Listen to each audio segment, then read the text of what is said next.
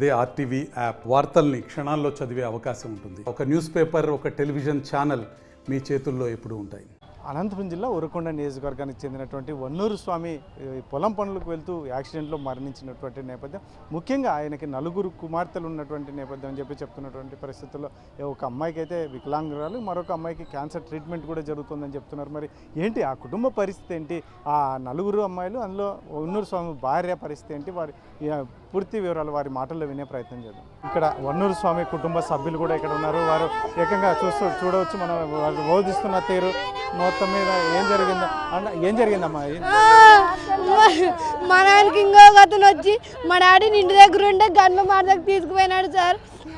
అక్కడ మా డాడీ ఇంకా బ్రిడ్జి దగ్గర క్రాస్ అవుతుండగా ఇంకో అతను వచ్చి వెనకాల నుండి గుద్దేసినారు సార్ మా డాడీకి.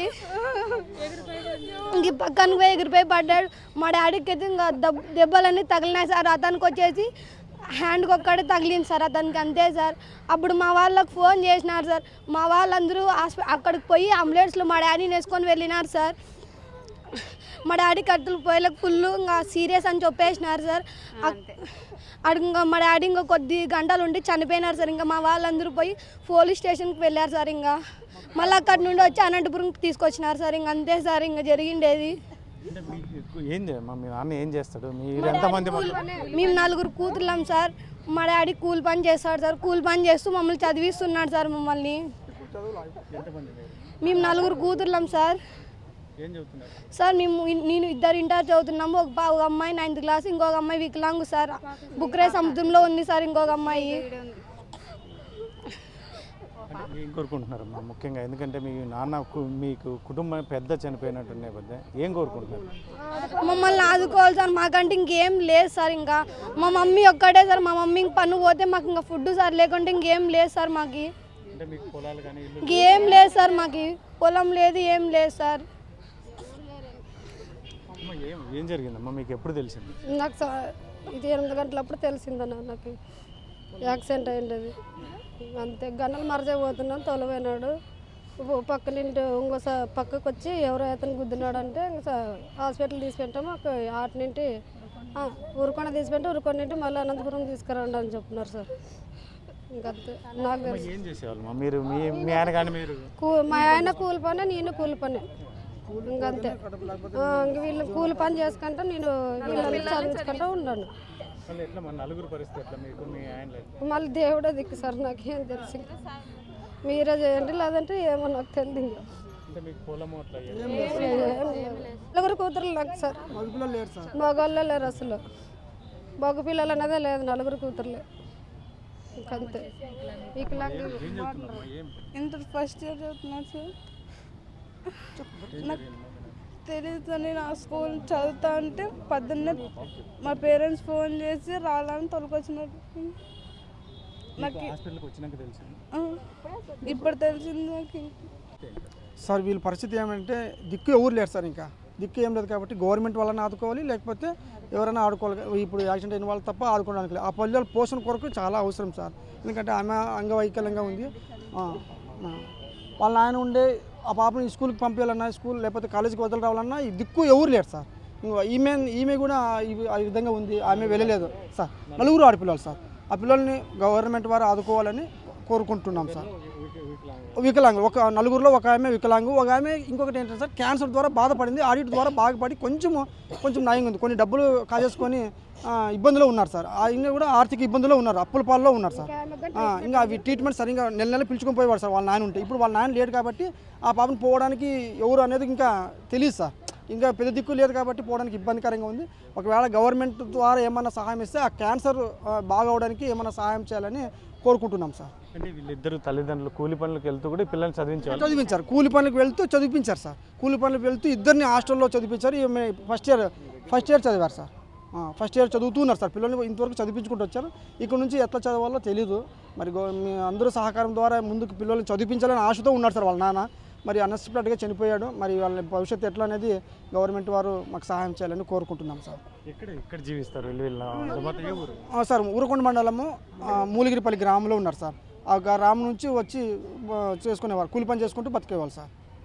ఆ పిల్లలు చదువులు ఆగిపోతాయి సార్. ఆ పిల్లలు చదువులు చదివించాలని గవర్నమెంట్ వారిని కోరుకుంటున్నాం. జీవనోపాధి కొరకు సహాయం చేయాలని, ఈమెకు వితంతు ఏమన్నా వచ్చే ఉంటే గవర్నమెంట్ ద్వారా ఏదైతే వచ్చిన లబ్ధి ఉందో ఆ లబ్ధి చేకూర్చాలని గవర్నమెంట్ వారిని కోరుకుంటున్నాం సార్. సార్ ఇప్పుడు మగ వ్యక్తి లేకపోతే ఆడవాళ్ళ పరిస్థితి ఎలా ఉంటుందో చూసే ఉంటారు కదా సార్, మీకు తెలిసే ఉంటుంది. ఇప్పుడు ఆమె ఆడ మనిషి, ఆమె ఎలా పోషించుకుంటుంది, ఎలా చదివించుకుంటుంది, ఇంకా మీకే తెలుసు కదా సార్. మీరే గవర్నమెంట్ వల్ల ఆదుకోవాలని మేము కోరుకుంటున్నాం సార్. వికలాంగ ఉంది, మీరు చెప్పారు కదా సార్, క్యాన్సర్ ఉంది, ఆమె ఆడ మనిషి ఏం చేయగలదు సార్? గవర్నమెంటే సహాయం చేయాలని కోరుకుంటున్నాం సార్. ఇంటి పెద్ద చనిపోయారు, ఇంక వాళ్ళకి దిక్కెవరు లేరు, గవర్నమెంటే సహాయం చేయాలి. 4 కూతుర్లు, కొడుకులు లేరు. ఏంటి మా వన్నూరు స్వామి వాళ్ళ కుటుంబ పరిస్థితి?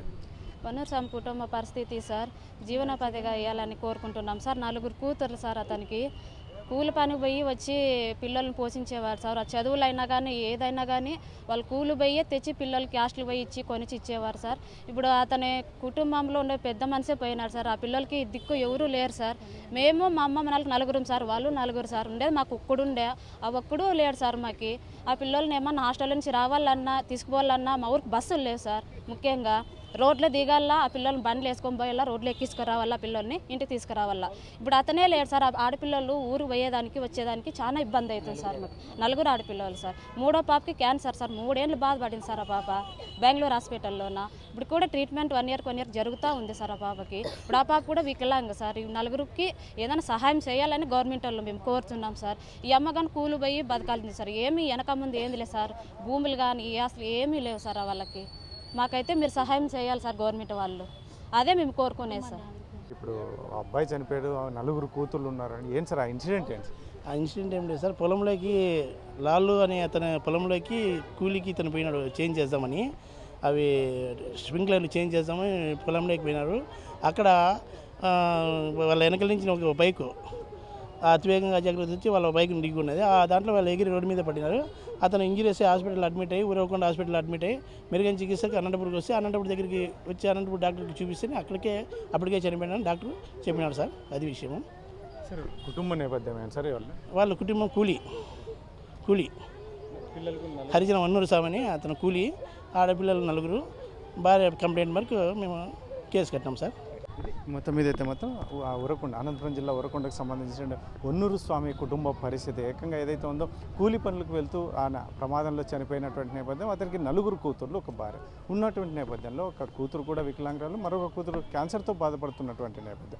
ఈరోజైతే పెద్ద దిక్కును కోల్పోయినటువంటి నేపథ్యంలో ఏమాత్రం మాకు పొలం లేదు, ఏమీ లేదు, కూలి చేసుకుని బతికేటటువంటి మా పరిస్థితి నుంచి ఈరోజు మేము రోడ్డును పడాల్సిన పరిస్థితి వచ్చింది. మొత్తం 4 అమ్మాయిల్ని పోషించాలంటే కూడా ఆ తల్లికి చాలా ఇబ్బందికరమైన పరిస్థితులు ఉంటాయి. కాబట్టి ఖచ్చితంగా ప్రభుత్వం వైపు నుంచి ఆదుకుంటే ఖచ్చితంగా ఏదైతే ఉందో ఆ కుటుంబాన్ని మేలు చేసిన వాళ్ళు అవుతారని వారు చెప్తున్నటువంటి నేపథ్యంలో మరి చూడాలి. ఎందుకంటే వాళ్ళకి ఇక్కడ చదువు ఎన్ని ఇబ్బందులు వచ్చినా కూలి పనులు చేస్తూ తల్లిదండ్రులు ఆ 4 పిల్లల్ని కూడా ఒకవైపు చదివిస్తూనే వాళ్ళ ఆరోగ్య పరిస్థితి కూడా వాళ్ళు చూయించుకుంటున్నటువంటి నేపథ్యం. మరి ఇటువంటి పరిస్థితుల్లో ప్రభుత్వం ఆదుకోవాలి. ముఖ్యంగా ఆ యాక్సిడెంట్లో చనిపోయేటటువంటి వన్నూరు స్వామి భార్య, పిల్లల్ని మాత్రం ఖచ్చితంగా ప్రభుత్వం కావచ్చు, ఇలాంటి ఎవరైనా మనసున్న మహారాజులు ఆదుకుంటే ఖచ్చితంగా ఆ కుటుంబానికి ఎంతో మేలు చేసిన వారు అవుతారు అని చెప్పేసి గ్రామస్తులు చెప్తున్నటువంటి నేపథ్యం. కెమెరా పర్సన్ సుధాకర్తో చల్లక నాయుడు, RTV, అనంతపురం జిల్లా.